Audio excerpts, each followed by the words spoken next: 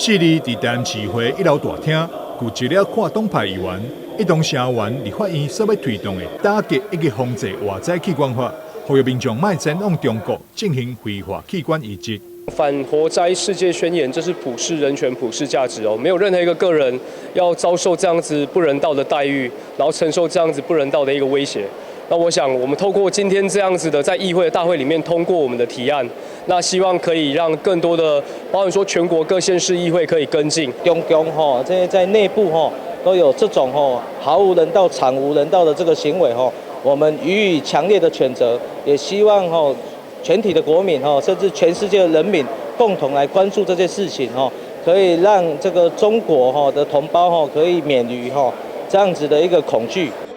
台湾国际器官移植关怀协会理事周明辉表示，这次台南市议会总共有28位跨党派议员共同提案，谴责外在器官的暴行，伊也呼吁要结合众人的关注，防止外在器官的情绪发生。一些比较独裁的国家例如像在中共主政之下的这个土地上人民良心犯，包括最主要是法轮功，那也包括维吾尔族或是家庭教会等等这些良心犯其实基本上良心犯就不是罪犯，但是呢，他们在关到这个非法的这个监禁之后呢，他们没有身份，所以他们就暴露在被活摘器官的风险当中。那其实海外到中国去换的这些民众，其实也是受害者。为什么？因为没有人会明明白白想要杀一个人来获取器官给自己，但是这些民众变成是在这个商业链的这个受害者，因为这些中介常会跟他说这个是死刑犯啊，你不去他本来也就会死。结果呢，民众